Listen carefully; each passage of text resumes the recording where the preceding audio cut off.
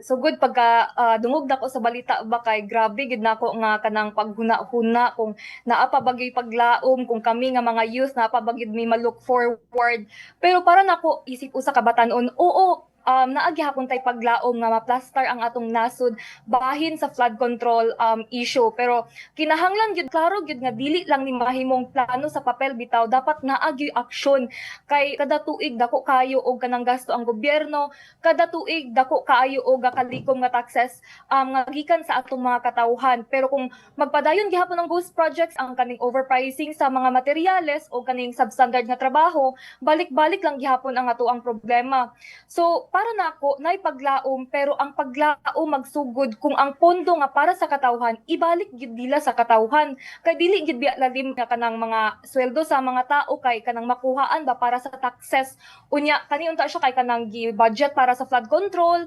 nayuban taxes nga para sa kanang pangkinabuhi sa mga tao, pero kani siya kay gakasayang bitaw tungod sa aning mga korap nga mga tao o mga politicians. Daghan pagitag solusyon nga dili lang sa tamuawat sa nahitabo didto ano. Kada every 3 years na atay chance nga mag-elect sa ato ang mga lideratos. So unta no, kada election kay atuan ang gamiton ang ato ang boto, ang ato ang pagbotar sa mamaayo nga mopili gyud ta og kanang mga lideratos nga kanang maayo mo budget sa kwarta, maayo kanang makig-communicate sa iyahang mga tao og kanang maayo makigtrabaho sa atoa og kanang ang iyaha bitong paghuna-huna kay dili para sa iyang personal nga interest kundi para sa katawhan gyud sa ato ang nasod, sa ato ang distrito og I believe pud kaning mga nangorap karon naa gyud sila chance nga matamper nila ang mga resibo, mao lagi ning gakaluoy pud ko sa COA no, kay masig unsaon gyud nila nga kanang i-liquidate gyud bitaw kung itamper gyud sa kaning ato ang mga korap nga opisyales, korap nga contractors, wala gyud sila mamahimo. So unta no, bugod gyud sa ato ang kaugalingon og unta nga kanang makahuna-huna gyud tong mga nangorap ba nga kada piso nga ilahang ginakorap kay kanang kwarta nga mawala sa pamilya o kanang posible nga kanang kinabuhi nga makabsan. Kita gyud nako sa akong social media nga mga kanang friends bitaw o kanang even makigstorya ko sa ako ang mga kapwa law students, grabe gyud ang ilahang kanang pagkadismaya sa kanang public officials, sa even sa gobyerno, grabe gyud ang ilahang pagkawala sa ilahang kanang trust ba. O para magud sa amo alisod gyud kaayo mosalig labi na nga ikapila na gyud ni nahitabo, dili biya ni first time nga kanang naka-experience ta og corruption. Actually mas grabe gyud ni karon no, labaw na karon nga termino, dili na maihap kung pila ka corruption ang nahitabo. Pero on a brighter note, kami nga kabatanunan ga focus mi kung unsaon na mo pagtabang sa atong mga katawhan. So karon gawna mi og solutions kung unsaon na mo kanang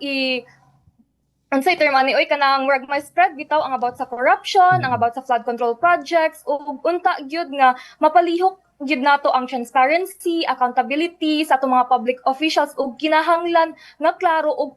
makita ang publiko sa tanang, makakita sila sa tanang detalye sa usa ka proyekto aron kanang ang mga kontraktor no dili ra kay sila confident nga mangawat sa atoa kay murag sa pipila nila ka tuig nga pagpangawat sa atoa confident na kayo sila nga mailad rata, pero karon mga youth dili gid sila dali mailad. Daghan kaayong mata ang gatanaw sa gobyerno karon labaw na sa mga contractors nga dili maayo ang ginabuhat. So kini siya isa ni siya sa mga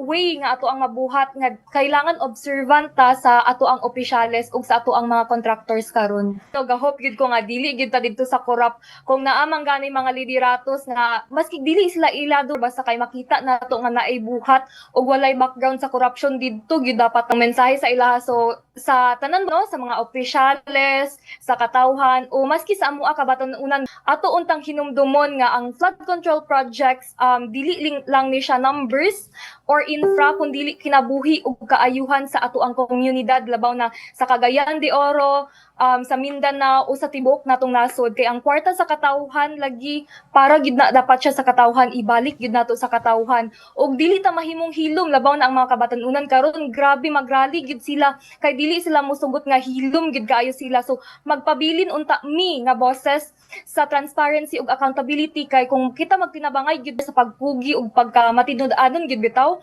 adunay paglaom nga masulbad gid ang problema sa baha ug sa corruption.